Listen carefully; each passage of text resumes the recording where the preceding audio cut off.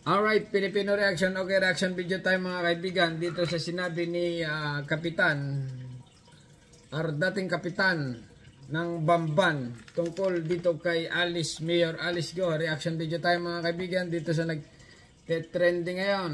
Eto na. Sino nga ba si Alice, Mayor Go? Si Mayor Alice Go. Kagaon pa lang ako ng barangay ng Beren de los Remedios. Mga kaibigan na dating Kapitan. Okay, interview. Nakilala ko na. Tapos naging kapitan ako ng barangay. Ibig sabihin, dati kang konsyal, ngayon kapitan ka na. Oh wow, level up. 2010 hanggang 2018. Two-term ako ng kapitan. Nakilala ko na si Maring Mayor Alice Go. Alam ko na rin yung pagkatang mabait si Mayora.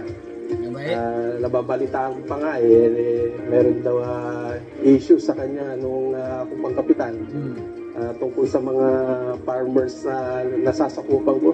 Naku, ang lawak pala ng farm ni Mayora Alice Go. Ganon.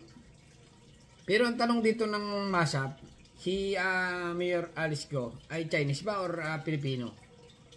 Kasi nga mga kaibigan, napansin ko itong farm ni Alice Go, sobrang lawak pala ito. Nako, ulitin nga natin. Kapitan! Kapitan, magsabi ka ng totoo. Ayan, Okay. Former Barangay Kapitan, Virgel de los Remedios, Richard Rapanan. Okay, ito na mga kaibigan, take 2. Reaction video tayo mga kaibigan Per review, per reaction, per na per. Okay. Dan, Richard Rapanan ng Virgel de los Remedios. Alam mo ba si Alice Mayor Go? Nakilala ko si Mayor Alice Go. Kagaon pa lang ako ng barangay ng Virgel de los Remedios. Nakilala ko na. Tapos naging kapitan ako ng barangay. 2010 hanggang 2018. 2010. Two-term ako ng 2010, ilan taon na ba si Alice Go ngayon? 36. Hindi 24 years old. 26. 2024 ngayon di 24 years old. Kapitan nakilala na. Nung nakilala mo. Ako na si Maring Mayora Alice Go. Alam ko na rin yung pagkatang mabait si Mayora. Nababalitaan ko pa nga meron daw issue sa kanya nung akong pangkapitan tungkol sa mga farmers na nasasakupan ko dito sa likod ng farm. Puro patag pala itong Tarlac na ito. Yeah, dahil nasisira daw yung mga pananim nilang palayan. Sabi pa sa akin ni Mayor inaan pa yung mga farmers natin dito sa barangay natin. Noong panahon na yun, galit na galit daw si Mayor, pero walang katotohanan niya dahil ako ang kapitan noon, 2011. Bagkos anytime na may complain yung mga farmers ko na nasisira yung mga halaman nila, ako pa nga pupunta kay Mayora na kausapin yung mga farmers natin noon ng panahon na yun. Ang lawak pala ng nito, parang tutubaboyan yata ito bago ito yung Okay, continue lang. Willing naman na matilig si Mayor noon. Wala naman na talaga mabait. Wala akong masabi. Nabanggit din ni Mayor Alice sa kanyang exclusive interview kay Karen Dabla na doon daw sa kanyang tinitirhan na farm ay minsan nakakalabas siya at may tindahan siyang pinupuntahan. Hindi po ako bigla na lang po lumabas. Marami pong akong kababayan, kahit yung bayan po namin, na makapagpatunay po, nakilala po nila ako, bata pa lang po ako. Ganon. Ibig sabihin, malit ka pa lang, nandiyan ka na sa Pilipinas. Ito kaya ay tunay. Okay? Kasi nga mga kaibigan, ang sambayan dito ay naggaganon. Okay? Mayroong naniniwala, mayroon namang hindi. Okay? Tayo, per lang tayo. Reaction video na tayo. Okay? Pahala sila dyan. Okay, continue lang. At nung nasa Bamban ka, lagi ka lang nasa farm, di ka lumalabas? Oo nga. Hindi pa ako lumalabas, hindi pa ako pinapalabas. Minsan labas nakarating po ako ng tindahan. Pero yung labas-pasok po ng farm, hindi po, Ma'am Karen. Nakausap ng isang reporter ng TV network na ABC ang tindahan na malapit sa farm nila Alice. Dito nga ay kinumpirma ng may-ari ng tindahan na nakikita na niya ang bata pa noon na si Mayor Alice. Nakikita na. Tatanong ko siya kung ilang taon na siya. Sagot niya sa akin, 14 years old pa lang siya. 14 years old. 14 years old pa lang siya. Tamang-tama. Ibig sabihin, 14 years old, marunong Tagalog. Pero ngayon, nagtitinda na ako, 22 years na dito. Meron din 22 years na siya. 22 years old na siya dyan. kasama, kaso alos yung kapatid niya, papa niya, mama niya, kaya kilala ko yung mama niya, papa niya.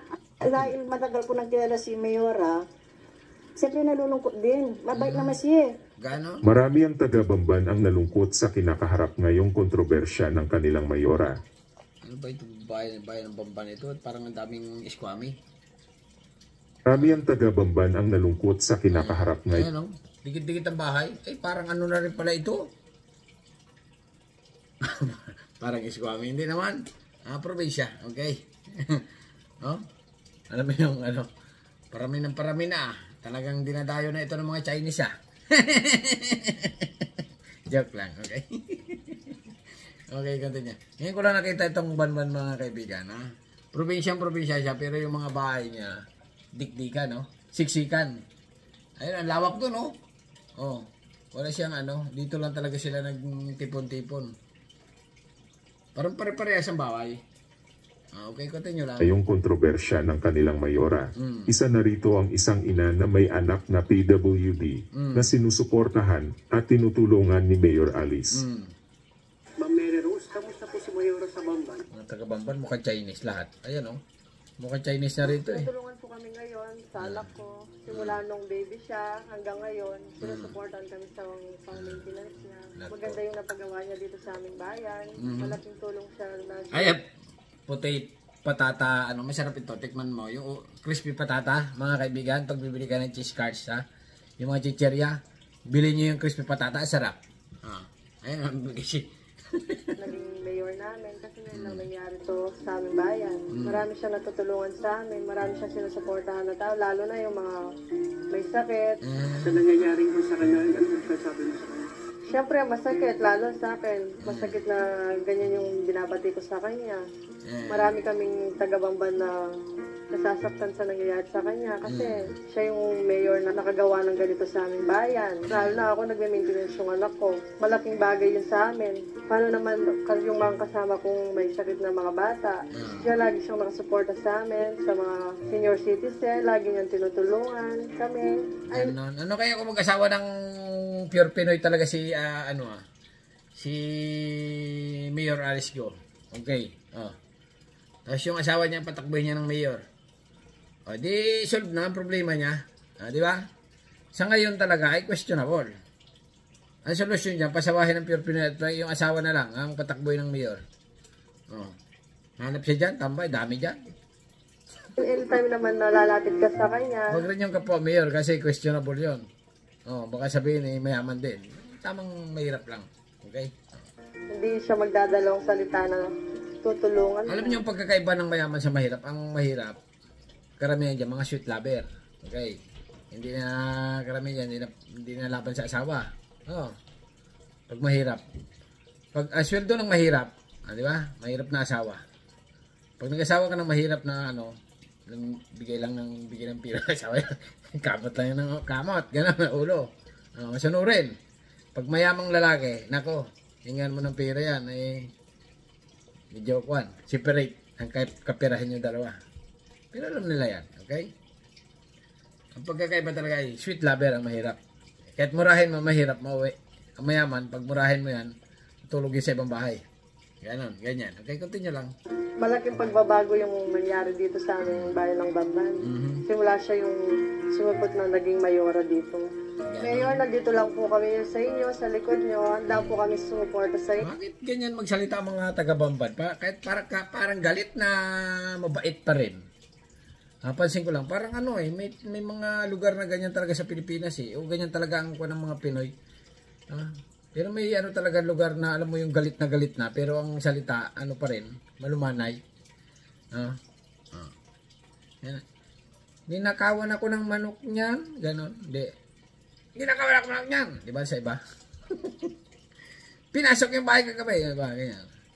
Pinasok yung bahay ko kagabi, di ba? Inyo, hindi ka po namin pababayaan. Ay na po, commercial naman. Diyos me, maraming. Okay, continue lang. Ayan, nakamotor oh.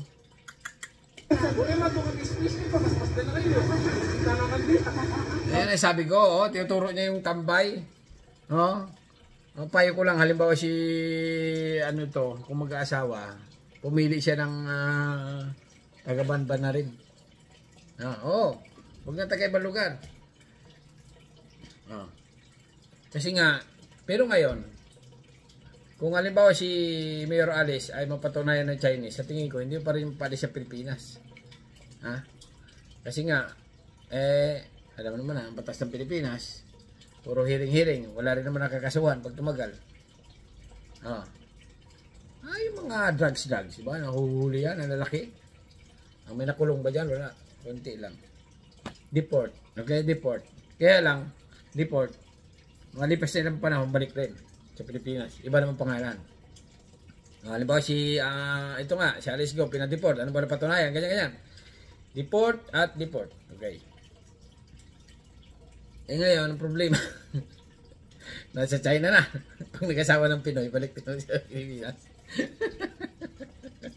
Gusto mo umuwi ng Pilipinas eh. Mag-asawa ng Pinoy, di ba? Ay, Diyos mio.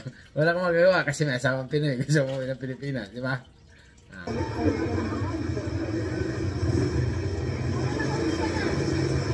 Halika na, angkas na. Tawag yung binata, oh. Angkas daw dun sa ano. Magkano isa? Magkano isa?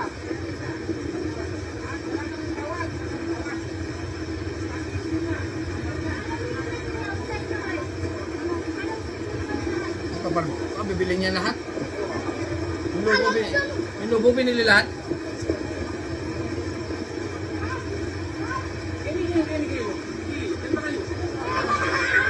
Yung lobo nagtitinda, binili na lahat. Tapos may nakasunod lang para sa mga bata. Pamigay sa mga bata.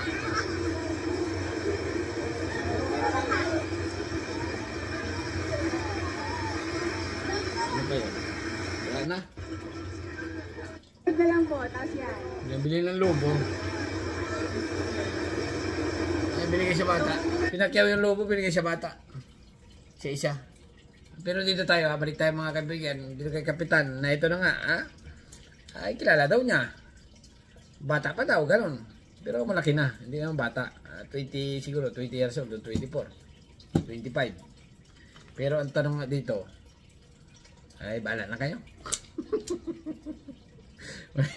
Dami na yung basher eh, okay? Kasi nga mga kaibigan, pansinin yung mga nagko-comment. Mayroong tag doon, mayroong kaliwat kanan, okay?